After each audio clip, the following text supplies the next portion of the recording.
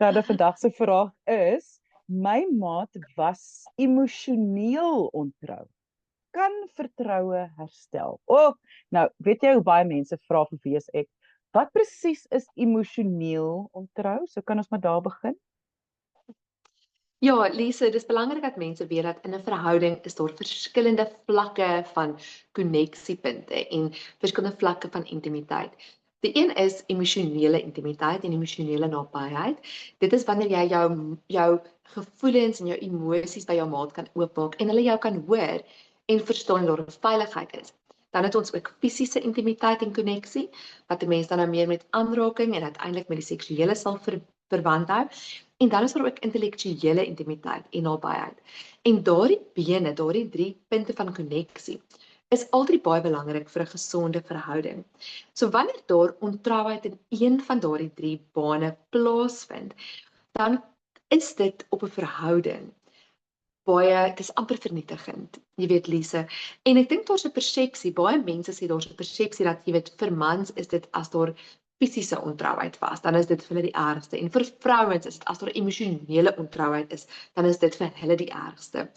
Maar ek kan eintlik sê dat in my praktyk ek sien dat daar nie regtig 'n klinkklare lyn is wat kan sê dis vir mans erg as hulle vrouens fisies intiem was met iemand nie, dis vir vrouens erg as hulle mans emosioneel intiem was nie. Maar daar is ontsettend baie mans vir wie daar ook as hulle agterkom hulle vrou het emosies gedeel met 'n ander man, dat dit vir hulle geweldig pynlik is. Dit is verraad, dit maak baie seer. En dit gebeur meer gereeld as wat 'n mens dink. En die ding met 'n emosionele intimiteit is dat dit is dikwels baie moeilik om bewys daarvoor te vind. Dit is baie moeilik om te sê waar is die lyn vir emosionele intimiteit en waar is die lyn? Ek bedoel met fisiese intimiteit is dit so, die lyn is so duidelik. Ons weet presies waar die lyn is. Met emosionele intimiteit is dit baie meer genuanceerd, baie meer subtiel. En dikwels wat vir die een maat 'n oorskryding van 'n lyn is vir 'n ander maat heeltemal aanvaarbaar. So dit is so belangrik dat 'n mens in jou verhouding ook mense te bespreek en wat is nie toelaatbaar nie. En ook net 'n bietjie, ek wil sê jou eie intuïsie vertrou vir wanneer 'n gesprek besig is om dalk 'n bietjie te veel intiem te wees met iemand van die teenoorgestelde geslag of selfs dieselfde geslag. Dit maak nie saak nie as jy so is dit waar dit nie jou maat is nie, met wie jy dinge deel en emosionele intimiteit deel wat nie noodwendig vir jou maat se ore beskore is nie. Kijk, soos jy nou praat dan, goed, dis 'n individuele keuse, dit is hoe gaan jy voel oor waar lê die lyn, wat is vir jou, en ek natuurlik soos alles wat min mense eintlik doen, voor die besluit om 'n langdurige verhouding te hê of 'n huwelik, om die gesprek te hê, want dit gaan oor waar lê daai grense vir wie, en om daai dan te weet van die begin af. Maar die gesprek is dan nou daar. Iemand voel iemand anders was ontrou. Dit is nou die vraag. Nou, kan jy daai vertroue herstel? En wat is nodig om dit te kan herstel? Lise, eerstens is dit belangrik dat jy kan herken en dat jy jou maat kan die toegewing kan maak en dis jy is reg.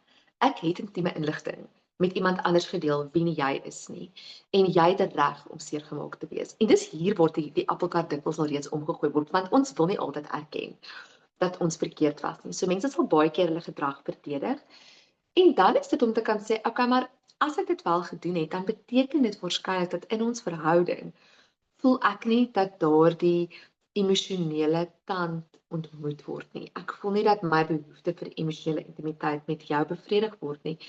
En dit is soms eintlik 'n teken van 'n groter probleem in die verhouding self, 'n groter probleem in die verhouding wat aangespreek moet word. Weet ek het net nou gepraat van die 3 bene waarop 'n verhouding gebou is, die intellektueel en die fisiese en dan die emosionele. En as jou verhouding in een van daardie 3 bene nie dit lekker het nie, dan is dit natuurlik. Mense gaan waarskynlik dit op 'n ander plek gaan soek. Daardie koneksiepunte. Ons is mense, ons is gemaak om daardie behoefte te hê. So om die gesprek te kan hê en te kan sê ek het 'n fout gemaak Jy's reg en jy's geregtig om te voel soos wat jy het. Maar nou moet ons saamwerk om te sê, hoe gaan ons dit herstel in ons verhouding? Hoe gaan ons eerstens gaan en sê, hier is 'n wesenlike tekort aan 'n behoefte wat ek het in hierdie verhouding. Hoe gaan ons dit daarstel? So, dit is 'n proses van saamwerk. Lise, en weet jy, ek wil altyd vir mense sê, dit is so moeilik en 'n pynlike ding, maar jou maat kies nog altyd of hulle jou gaan vergewe of nie. Jy kan jou beste pogings aanwend. Jy kan jou beste doen om die fout te herstel, maar jou maat is deel van die herstelproses en hulle kan nog altyd kies om te sê dit is vir hulle te groot, hulle kan dit net eenvoudig nie vergewe nie. Ek voel natuurlik dat ek vir so 'n maat wil sê, jy weet, as die verhouding vir jou belangrik genoeg is, moet jy dalk vir jouself vra, wat is nodig om my vertroue te herstel? En vir party mense is dit, hulle wil toegang hê tot hulle maat se selfoonrekeninge, hulle wil toegang hê tot hulle e-posrekeninge. Hulle wil, jy weet, daar's altyd eers weer daai ding van ek wil 'n tyd lank, die Engelse woord vir dit is surveillance, op jou toepas. Ek wil presies weet waar jy is, met wie jy praat, wanneer jy met hulle praat, wat jy bespreek.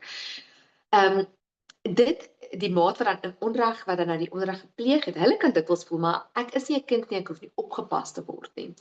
En soms sal die maat ook sê, maar ek wil nie meer hê jy moet met daardie enkele persoon met wie jy dan nou hierdie emosionele intimiteit gedeel het, ek wil nie hê jy moet met hulle kontak hê nie. En dis moeilik, want dis dikwels 'n kollega. Ek vind dikwels dat dit 'n persoon is wat net omgee, wat net op die regte tyd die regte vrae gevra het, wat daardie koneksiepunt aan die gang gesit het. Emosionele intimiteit begin selde met die voorapparaat gedagte dat ons nou wil intiem emosioneel verkeer. Dit begin baie keer meer met iemand wat jou raak sien en sê, "Ai, ek sien jou oë is bietjie rooi gehuil vandag. Is alles oukei?" En dit voel net so goed om raak gesien te word. Jou maat het jou dalk vir so lank nie raak gesien nie, want hulle aandag is op 'n ander plek, by werk of by die kinders of waar ook al. En dit so spesiaal kan voel as iemand jou raak sien. En dis belangrik ook om te kan sê dat jy tot 'n mate moet, en dit gaan verskriklik klink as ek dit nou sê, mede-verantwoordelikheid vat en sê, is daar iets binne my wat toegelaat het? Is daar ietsie in die manier hoe ek met my maat interaksie het, wat toegelaat het, of dit vir my maat makliker gemaak het, om met iemand anders te gaan praat as met my? En het ek dalk nodig om bietjie die mure rondom my self emosies hoor. Ek wil hoor wat jou ontstel, wat jou laat huil, of waaroor jy kwaad is, sonder om 'n groot reaksie te hê. Ek wil net graag daai koneksiepunte met jou hê. Maar dit is 'n verhouding is 'n twee-man-dans, Lise. Dit is belangrik dat mense weet dat jy self kan nie alleen dit herstel nie, en jy kan ook nie, as jy die persoon is wat verontreg is, verwag dat jou môre dit moet alleen herstel nie. Dit is belangrik dat jy saam kyk, hoe lyk die herstelproses? En ook om vir jou maat te kan vra, wat het jy nou van my nodig om my meer te vertrou? En dan is dit vir belangrik genoeg is, moet jy hulle maar toelaat om vir 'n tydperk surveillance op jou toe te pas, of vir 'n tyd lank vir die geleentheid te gee, vir hulle die geleentheid gee om toegang te hê tot jou rekeninge, tot jou e-posse, sodat hulle vertroue in jou net herstel kan word. Ek dink wat ek hoor wat jy sê is, almal moet vir mekaar 'n kans gee te verwerk wat gebeur het en hoekom. 1. En dit gaan tyd vat. Wat pyn en emosies gaan nou oorneem mos soos 'n waterval. Dan 2 is daai ding van vra wat het jy nodig dat ons dit weer aan hierdie kan herstel, en baie keer gaan iemand se instink wees, nee, ek sal nooit hier kan oorkom nie. En dan om weer tyd te gee. Dan miskien kan mens nou dink aan terapie en wat kan ons doen, hoe gaan ons dit verder vat so. Maar ek dink, en ek neem aan jy sal ook hiermee saamstem, en jy sien dit op baie, seker in praktyk, is dat mense blameer mekaar nou, omdat hulle ergens ook gehoor het, goed, it takes two to tango, 2 mense is verantwoordelik hier vir wat gebeur, selfs al het een persoon die keuse gemaak. Is dit ongelukkig so, dat almal blameer mekaar, daar word vinnig vinger gewys na mekaar, en kan jy dalk net vir mense verduidelik, hoekom gaan dit nie help nie? Ja, Lise, verseker, ek dink dit is vir 'n dit is 'n menslike ding. Jy weet, as ons dink dit in die val in die tuin, Adam en Eva, wie het mekaar die skuld gegee? Uiteindelik, jy weet, is dit Adam sê dis Eva, Eva sê dis die slang en ons as mense is geneig om dit te wil doen. Ons wil vir iemand anders die skuld gee. En daar's ietsie baie volwasse daaraan om te sê, ek het 'n aandeel hieraan. Voordat jy maar dit vir jou kan sê, is om te kan sê, dit is reg, ek was verkeerd. Ek het intieme emosionele inhoud gedeel met iemand en ek moes nie. Dit is regtig jammer. Dit vat verootmoediging, dit vat 'n plek van nederigheid om te kan sê, dit is nou waar ek is. En dan is dit ook groot om te kan sê, goed, ek het seer, maar ek is nie blind vir my foute nie. Ek is nie blind daarvoor dat ek die laaste jaar, as jy met my wou kom praat het, net my foon uitgehaal het en eerder op sosiale media weggeraak het nie. Lisa, ons leef in 'n tyd waar dit makliker as ooit is om emosioneel intiem te wees met totale vreemdelinge. Ons leef in 'n tyd wanneer die wêreld in die palm van ons hand pas en ons kan met mense wat ons nie eers ken nie, praat oor ons diepste gevoelens, ons diepste emosies en dit voel goed. Ek dink iets wat ons in die laaste paar jaar begin verloor het as 'n mensdom en ek sê dit nou versigtig, ek gaan dalk hieroor gekruisig word, maar is ons sin vir moraliteit. Ons het 'n baie sterk sin vir wat ons emosioneel voed en wat vir ons emosioneel belangrik is en wat vir ons emosionele behoeftes is. Maar iewers langs die pad het ons morele self agterweë gelaat. En dis dood eenvoudig om te kan sê, daar is 'n reg en 'n verkeerd.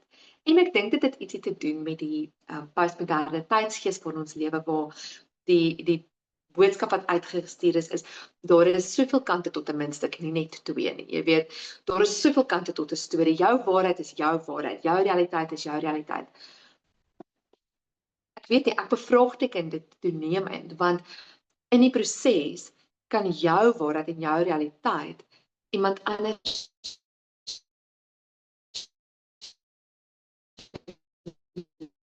is jou morele kompas. Waar lê jou morele standaarde?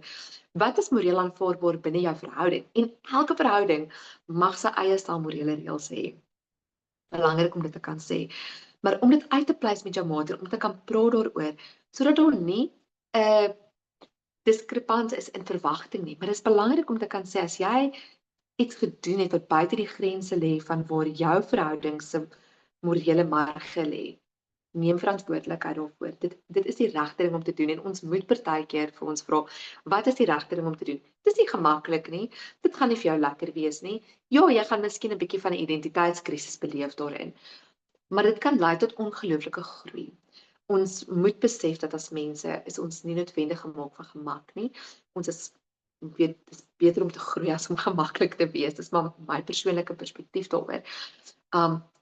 Maar Lise, ons het nodig om weer moraliteit ook in die gesprek in te nooi. Nie net dit eenkant toe te sit as 'n Victoriaanse vorm van leef om te sê wat is reg en verkeerd nie. Ons as mensdom het dit nog altyd nodig om ons te rig. En ek dink in vandag se tyd meer as ooit. Indien jy enige vrae het, kan jy e-pos stuur na lise@wieisek.co.za. Ek sê baie dankie aan Gerda Kriel, sy is 'n kliniese sielkundige van Somerset Wes. Alle besonderhede is beskikbaar by hierdie gesprek, so gaan kyk gerus daar. Deel die gesprek, mens weet nooit wie het nodig om hierdie te hoor nie. En ja, dankie dat julle gekyk het, maar die heel belangrikste, en dit is altyd die belangrikste aan die einde van die dag, kyk mooi na jouself.